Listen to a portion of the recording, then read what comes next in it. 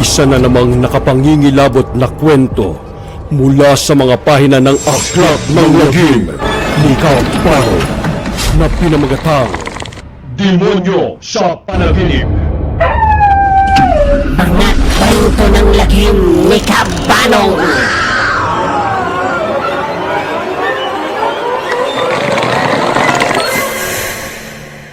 Isang magandang araw po sa inyo, Kabanong, at sa lahat ng tagapakinig ng inyong channel na Aklat ng Lagim. Isa po ko sa mga tagapakinig ng inyong mga nakakatakot at kababalagang kwento sa YouTube. At dahil doon, kaya ninais ko ring ibahagi ang aking nakakatakot na karanasan sa dati naming inuupahang bahay. Tawagin niyo na lang po ako sa pangalang Joven. Nakatira sa Novaliches de Paro. 26 na taon na po ako sa kasalukuyang taon at nangyari ang aking ibabahagi sa inyo noong taong 2017. Kasalukuyang kararating ko lang galing sa trabaho ng gabing yon, kaya kaagad na akong dumiretso sa kwarto ko upang magpalit ng damit bago kumain. Pagkalabas ko ng kwarto ay hindi ko nakita ang aking ina, kaya tumungo na lang ako sa kusina upang tingnan kung ano ang nilutong ulam nito ng gabing yon. Kaunting description lang po, Kabanong, sa bagong bahay na aming narentahan. Bago ka po makapasok sa kusina, ay may madadaanan ka munang CR at pagkatapos ay kusina na.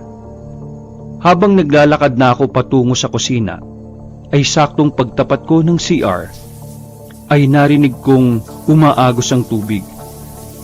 Inisip ko na may tao doon kaya hinayaan ko na lang yon. Inakala ko na naliligo ang aking ina kaya hindi ko ito nakita sa sala kanina.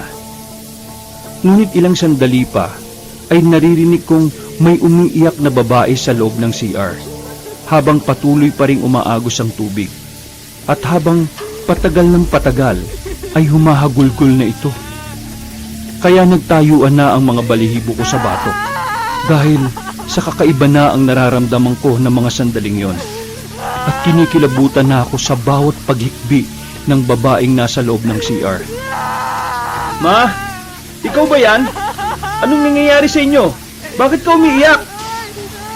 Seryosong tawag ko dito, sapagkat inakala kong nag-away na naman ang aking ama at ang aking ina. Ma! Mama! Ayos ka lang ba dyan?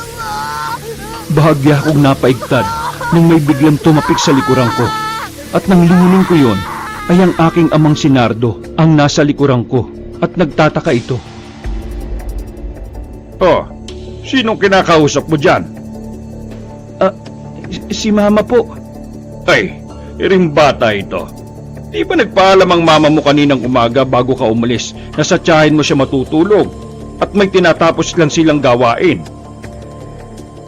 Nanlamig ang buo kong katawan. Dahil sa muli kong pakinggan ang babaeng umiiyak sa CR, ay wala na ang ingay na naririnig ko. Pati na ang tubig na kanina ay naririnig kong rumaragasa. Pero, sino po yung babaeng nasa loob ng CR? Naririnig ko pa nga pong umiiyak eh. Ay sus, kang bata ka. Huwag mo nga akong tinatakot. Alam mo namang dadalawa lang tayo dito sa loob ng bahay. Seryoso po, Papa. May babaeng umiiyak po talaga sa loob ng CR. Bukas pa nga po kanina yung tubig eh. Dahil sa ayaw maniwala ng aking ama, ay binuksan ko na ang CR. Ngunit laking pagtataka ko dahil sa walang babae doon at wala ring bakas ng basa ng tubig sa sahig at patay din ang gripo. Kaya kinilabutan na ako ng mga sandaling yon, Kabanong, sapagkat unang beses ko palang yon nasaksihan sa buong buhay ko. At dito pa sa bagong apartment na nilipatan namin. Naku, itong batang ireo. Tinatakot mo lang yung sarili mo eh. Oh, siya. Halika na sa kusina nang makakain na tayo. May niluto kong masarap na ulam dito. Nagmamadali naman akong sumunod dito at kumain na kami. Lumipas pa ang ilang araw. Habang kumakain kami sa kusina ng aking mga magulang, ay biglang nakarinig kami ng may nagbukas ng tubig sa CR. Kaya tinanong ako ng aking ama kung naiwan ko bang nakabukas ang tubig sa CR.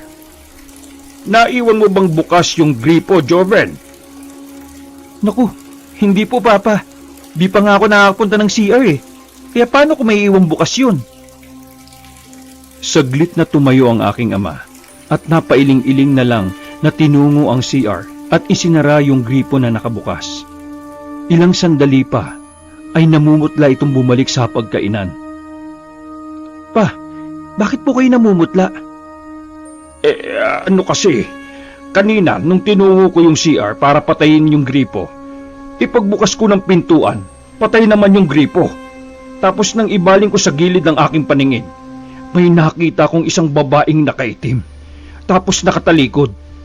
Tatanungin ko sana, pero bigla na lang itong humarap sa akin at nakita kong basag-basag ang mukha nito at may mga bubog habang humahagulgol ng iyak. Nakikita kong pinagpapawisan ng malamig ang aking ama dahil sa nasaksihan nito. Kaya pinainom muna ito ng tubig ng aking ina upang mahimasmasan. Kaagad na tinapos na namin ang pagkain at sinamahan na ng aking ina si Papa sa kwarto nila para magpahinga, sapagkat hindi pa rin ito nahimasmasan mula sa pamumutla nito, habang ako naman ang naghugas sa mga pinagkainan namin. Matapos na ako'y maghugas, ay nagtungo na ako sa kwarto ko upang magpahinga, sapagkat may pasok pa ako sa trabaho kinabukasan. Habang nagpapaantok pa ako, ay nanood muna ako ng TV, habang nakahiga para dalawin na ako ng antok. Ilang sandali pa ay abala na ako sa panonood nang biglang may nakita akong aninong nakatayo sa gilid ng higaan ko na malapit sa bintana. Kaya nilapitan ko ito sa pag-aakalang nanggagaling yung anino mula sa labas. Bahagya akong sumilip sa kortina sa bintana namin dahil baka may tao sa labas na siyang pinagmulan ng anino. Subalit nang silipin ko yon ay walang tao. Pero nang tingnan ko ulit yung anino, ay nakatayo pa rin ito at hindi gumagalaw. Kaya bahagya ko pang sinipat uli ang bintana. Subalit sa pangalawang pagsilip ko dito, ay wala talagang tao. At nang ibalik ko na ang aking paningin sa aninong nakatayo, ay wala na rin ito doon. Para akong binuhusan ng malamig na tubig ng gabing yon sa sobrang takot na nararamdaman ko. Dahil sa wala namang tao sa labas, pero bakit may anino? At nung tingnan ko ulit yon, ay wala na yon. Nagmadali na akong tumakbo sa higaan at pinatay ko na ang TV. Pagkatapos ay nagtalokbong na ako ng kumot at nagsumiksik sa gilid. Kahit na pinagpapawisan na ako sa init, ay hindi ko na pinansin yon, sapagkat takot na ako ng mga sandaling yon.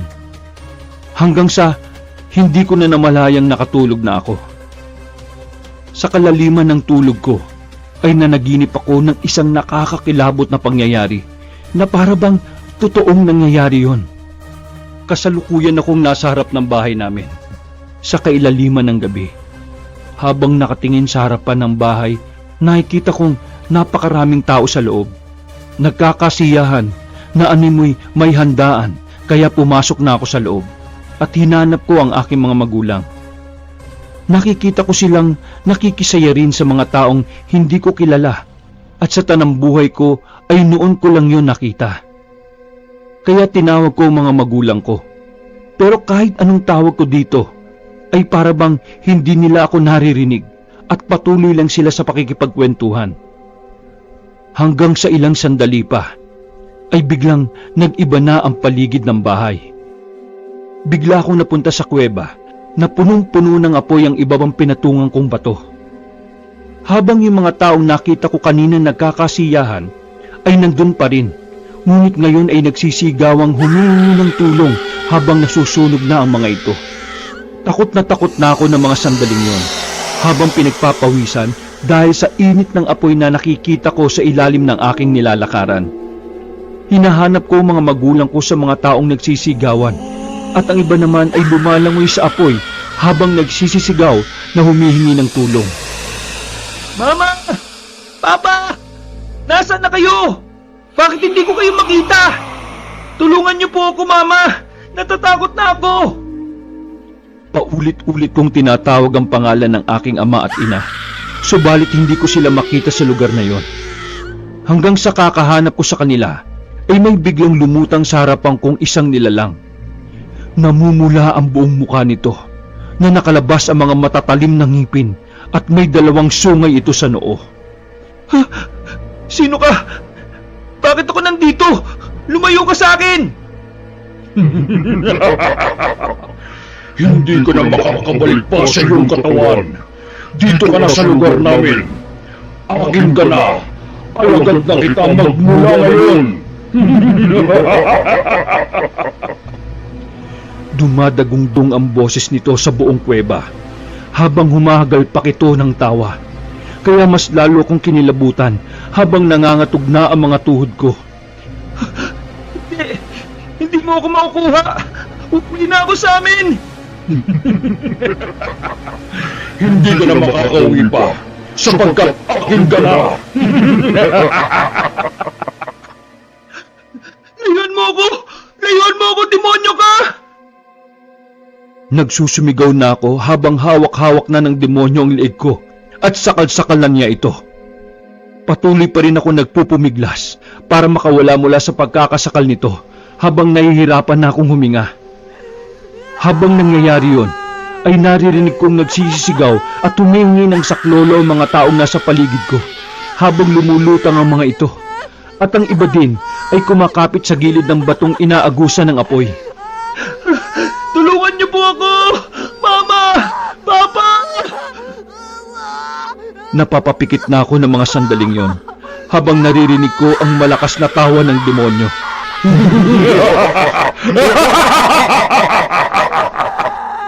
Hanggang sa may isang boses akong naririnig. Isa yung boses ng lalaki na napakalamig sa pakiramdam at parabang nakakagaan ng pakiramdam sa tuwing maririnig mo yon. Manalangin ka, Joven. Tumawag ka sa itaas upang ika'y iligtas niya. Tawagin mo siya. Magdasal ka ng taimtim at nanggagaling sa iyong puso upang marinig ka niya. Nang marinig ko ang bulong na yon, ay kaagad ako napapikit at nanalangin. Humingi ako ng tulong sa Panginoon. Panginoon, alam ko pong nandyan lang kayo palagi sa aming tabi upang gabayan at tulungan kami. Pakiusap po sa uling pagkakataon. Iligtas niyo po ako. Huwag niyo po akong pabayaan. Huwag niyo hayaan na makuha ng demonyo ang aking kaluluwa. Pakiusap, Panginoon. Tulungan niyo po ako. Iligtas niyo po ako. Kailangan ko po kayo, Panginoon.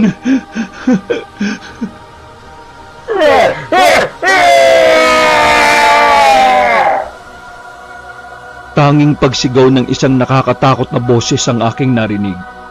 Ang huli kong natatandaan bago ko nawalan ng malay.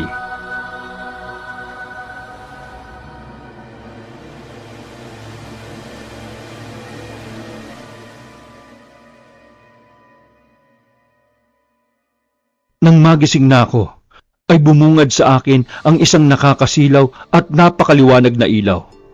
Kaya napapapikit ako at nagpalingalinga ako para malaman kung nasaan ako. Mama, Papa, nasaan kayo? Nasaan po ako? Ilang sandali pa ay nakita ko na ang mukha ng aking ina at ng aking ama na nag-aalala. Nandito ka sa ospital, anak. Ha? Bakit po ako nandito? Ano pong nangyari? Dito ay inihayag ng aking ina ang buong pangyayari. Ayon dito, ay sa kalagitnaan ng gabi habang malalim na ang aming tulog, ay may narinig ang aking ama na pumutok sa may kusina. At nang tingnan niya yon, ay sumabog na pala ang tangki ng gasol, kaya dali-dali nila akong tinungo sa kwarto. At ginising pagkatapos ay lumabas na din sila ng bahay. Nang nasa labas na sila, ay hinahanap na nila ako, subalit hindi nila ako mahagilap. Nang akmang babalik ang aking ama, ay nasusunog na ang buong kabahayan at pinipigilan siya ng ibang mga tao na naroroon rin at tumutulong magbuhos ng tubig. Ngunit hindi nagpaawat ang aking ama at patakbo itong pumasok sa loob ng bahay para iligtas ako. Nang makarating na ito sa kwarto ko, ay nagtataka sila dahil nakapadlak ang kwarto ko. Samantalang nung bago sila lumabas, ay bukas na yung kwarto. Kaya ang ginawa ng aking ama ay sinipa-sipa niya yon upang mabuksan, hanggang sa tuluyan ng nasira ang pintuan. at binuhat na ako ng aking ama palabas ng bahay pagkatapos ay isinugod na sa ospital. Hindi ako makapaniwala sa mga nangyari dahil sa ang nasa panaginip ko ay nandun ako sa impyerno. At siguro kung hindi ako iniligtas ng aking ama ay baka magpasa hanggang ngayon ay naroroon pa rin ako. Buong puso ako nagpapasalamat sa aking mga magulang dahil ibinuwis nila ang buhay nila para lang mailigtas ako. At nagpapasalamat din ako kung sino man yung taong bumulong sa akin nung nasa bingit ako ng kamatayan. Hanggang dito na lamang, Kabanong, ang aking kwento. Gumagalang, Joven. Kaya mga kasangga, huwag nating kalimutang manalangin palagi bago matulog upang hindi tayo managinip ng masama. At huwag nating iwaglit sa ating isipan ng Panginoon sapagkat sa oras ng kagipitan at bingit ng kamatayan ay naroroon siya upang iligtas tayo palagi.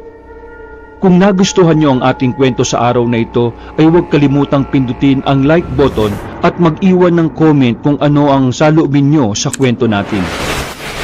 At kung bago pa lang kayo sa channel kong ito, ay kung maaaring pindutin nyo na rin ang subscribe at join button para ma-notify kayo sa mga bago nating upload na videos.